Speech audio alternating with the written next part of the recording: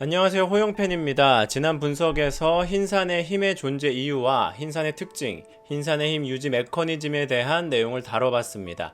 이번 영상에서는 흰산의 기준에 대한 내용과 완달의 아들들이 기준에 부합하지 못했다면 완달이 어떤 결정을 내렸을지에 대한 제 뇌피셜을 쏟아내면서 흰산의 힘에 대해 추가적으로 분석해 보도록 하겠습니다.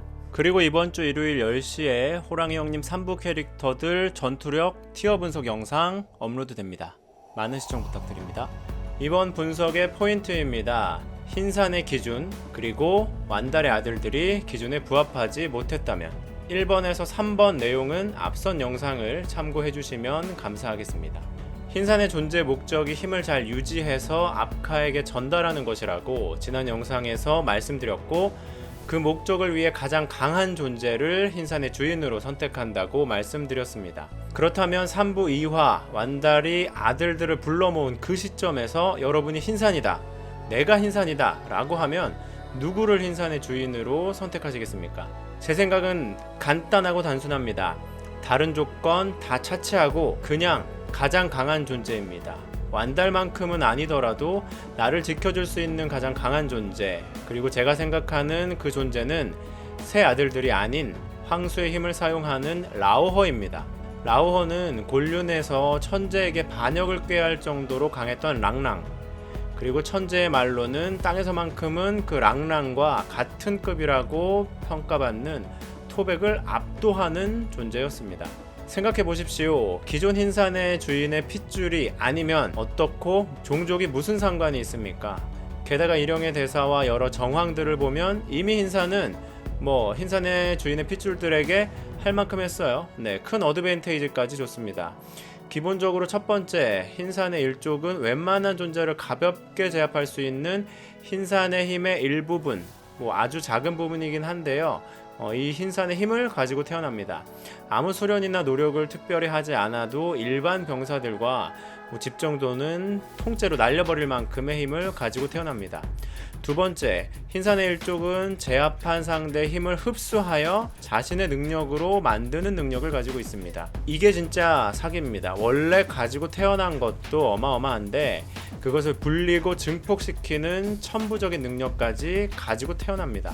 아마 흰산은 가장 강력한 존재인 현재 흰산의 주인, 그의 핏줄이 다음에도 가장 강력한 존재가 될 가능성이 높다고 생각하고 거기에 베팅하는 것 같습니다. 그래서 불안부터 완달의 대까지 주인 자제를 차지하고 있었습니다. 그런데 완달의 후계 구도에 있는 아들들을 보니 영 아니었습니다. 완달도 이번 대회는 아들들 중 하나가 악마 예루리를 제압할 압카가 되리라고는 생각하지 못했던 것 같습니다.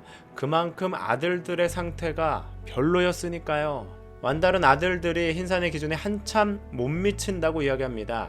여기서 완달이 말하는 흰산의 기준, 일정 전투력 2만을 넘어야 한다, 이런 수치가 있을까요?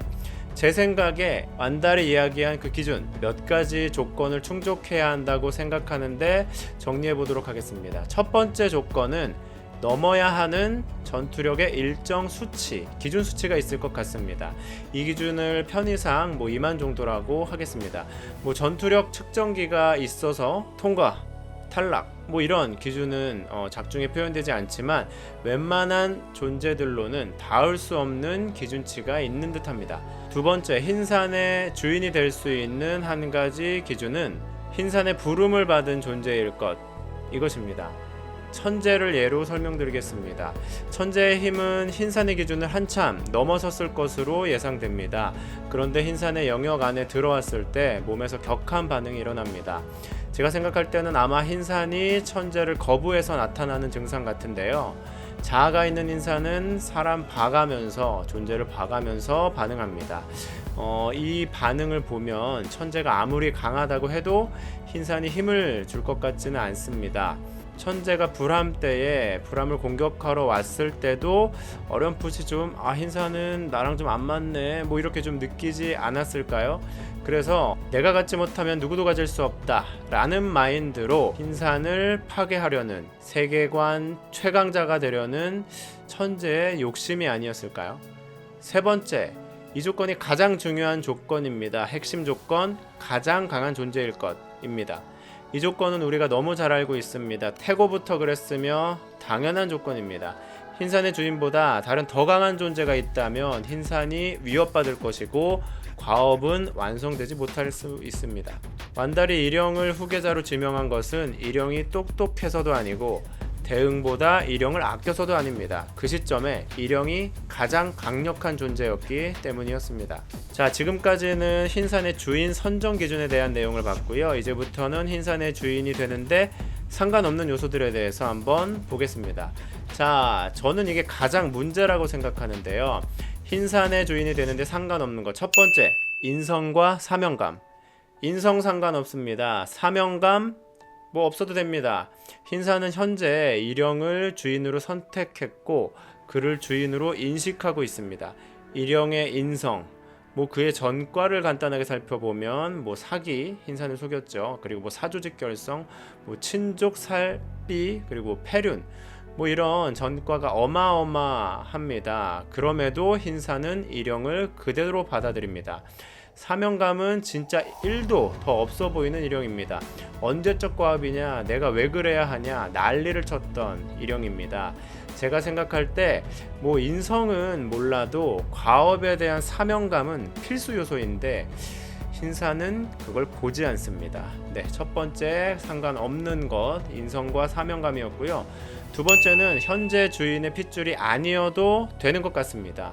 3부 프롤로그에서 베코브람이 새로운 흰산의 주인으로 등극했다고 합니다. 뭐 논란의 해석의 여지가 있는 문구이지만 변수 없는 첫 흰산의 주인이라면 작가님께서 새로운이라는 단어 대신 첫이라는 문구로 브람이 첫 흰산의 주인으로 등극했다라고 기록하셨을 것 같아요. 해서 베코 중에는 초대가 맞지만 그 전에 다른 종족이나 개체가 주인이었을 가능성이 있다라고 생각하고요.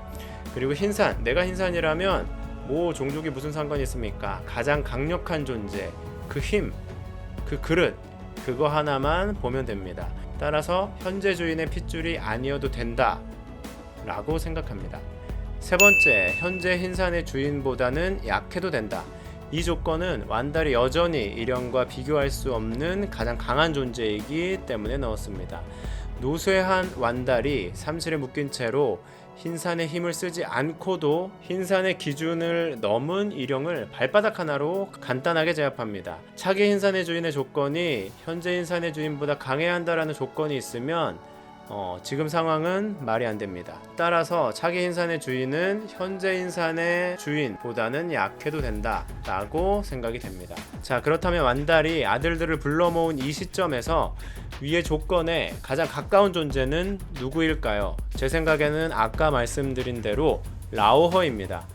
그가 완달에게 대항하지 못한 것은 힘이 없어서가 아니었습니다. 상대가 완달이었기 때문입니다. 세 아들들과의 전투에서 대응의 칠성어를 감당할 수 없다는 라오허의 고백이 있었지만 함하와 사풍주가 도왔으며 라오허를 제압할 그 힘은 사실 대응의 힘이 아니라 칠성어의 힘이었습니다. 이 부분은 완달도 굉장히 답답해하는 부분이었습니다. 또 일령이 본인의 힘을 사용해서 형제들과 힘을 합하면 라오허를 제압했을 거라고 말했지만 뭐 이때는 일령이 일족의 힘을 충분히 흡수해서 라오허보다는 강해진 상태라고 판단됩니다. 그래서 3년 전 이때 완달이 이야기했던 그 기준, 너희가 넘지 못하고 있다 라고 한 이 기준은 제가 생각할 때 어쩌면 라오허의 강함 이었을지도 모르겠습니다. 자, 완달은 세 아들들에게 3년간 힘을 키워서 1인자가 되라는 미션을 줍니다. 그리고 3년이 지나도 기준에 도달하지 못하면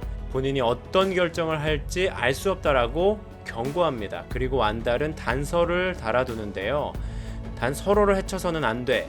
그리고 뒷부분에서는 너희 중에 가장 강한 자 단 하나만 흰산의 힘을 받을 거라고 합니다.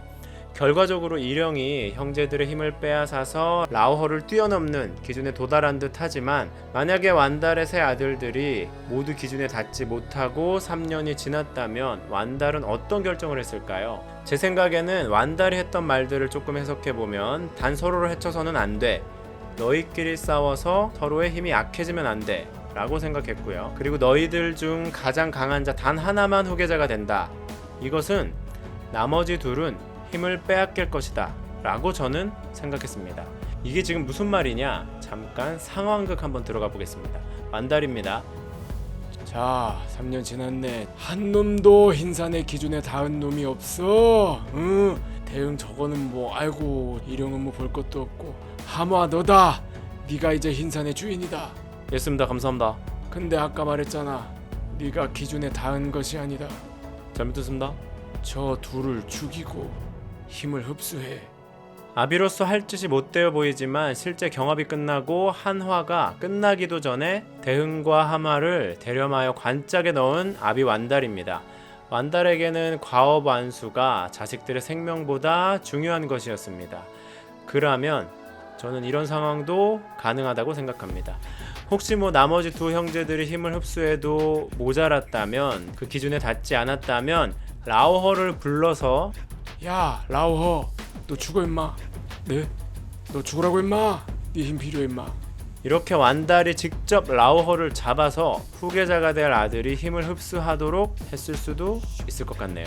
내피셜이지만 아무튼간에 라오허에게 완달은 천년의 원수입니다. 분석과 리뷰는 계속됩니다.